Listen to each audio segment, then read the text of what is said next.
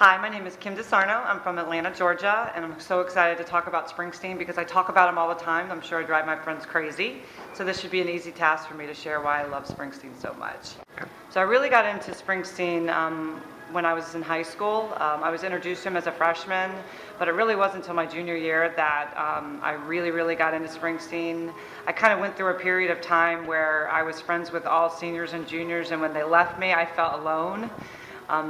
Standard typical teenage problems as well and all the drama, and I just felt I didn't have any friends, so I would come home after school and listen to Springsteen every day after school, mainly Born to Run, Jungle Land, and Thunder Road, just listening to his musical theatrics and stories, and so I would cry to his songs, but I would also laugh with songs like Sherry Darling that were really upbeat and funny that people are actually surprised when I introduce them to Springsteen and they hear songs like that.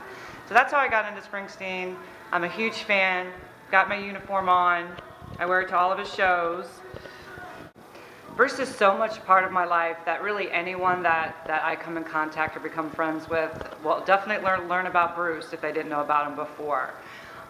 Even to the point where when I was dating someone, and you have that whole guarded thing, I got them a lighter that said it's just the three of us before Tunnel of Love.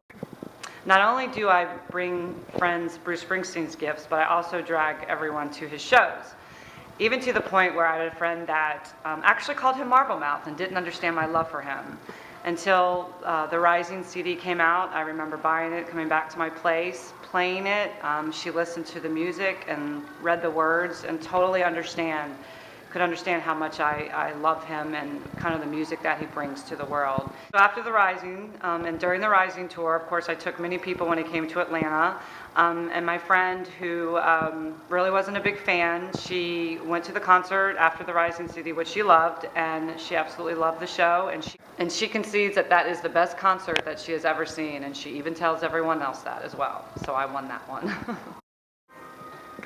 Bruce doesn't know me, but he knows of me. Other than the 50 plus shows that I've seen of him, mainly all over the East Coast, when he was recording The Rising in Atlanta, there were many Bruce sightings, other than myself, that my friends had.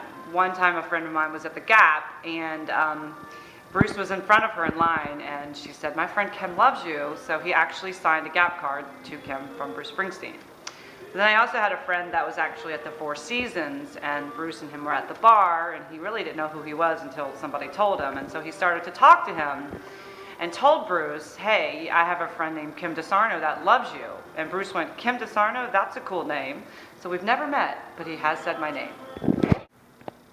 So my favorite Springsteen concert that I think I've ever been to is one of my favorites because the first time I went alone, it was in Nashville, Tennessee. It was one of his last shows during that tour. And I went alone and I loved it because I usually bug the heck out of my friends when I take them because I always want to tell them what the words say and what the songs mean. But this time I was just able to enjoy his music and scream. Actually got his lyric list from the security guard because he saw how crazy I was about Bruce. And of course I had my uniform on and my picture was also up on the Jumbotron. So I was famous that night. I got the lyrics from Bruce's concert and I was on the Jumbotron. Okay, so my closest and favorite story about Springsteen and my encounter with him is actually in London. Who would have? I was up for 36 hours with my friend when we traveled to London, and The Promise was playing. It was £7 a ticket. I actually got second row and was mad at myself because I realized it was a movie theater. Anyway, so we get there, we're very tired, and just sitting around waiting for them to take us into the room, and all of a sudden people start going, "Bruce, Bruce, Bruce, Bruce, Bruce." And I looked at my friend and I was like, "Is Springsteen here?" And she's like, "I don't know." And so this girl in front of us was like, "Yeah, he's right there." And my friend's tall, so she could see over everyone. And sure enough, Bruce was right in that room. So when we went into the theater, being on the second row, Bruce came right in on this side. He was right there. I was so close to him. So he came up and obviously introduced the movie of The Promise. And then when he came back out, he stopped right in front of me.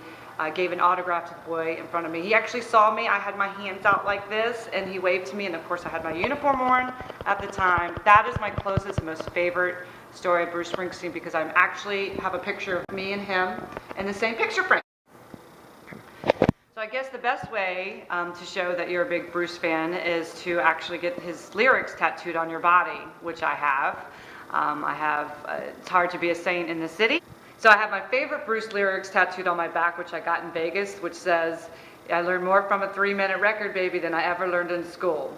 So if you're gonna go Bruce, you gotta go big.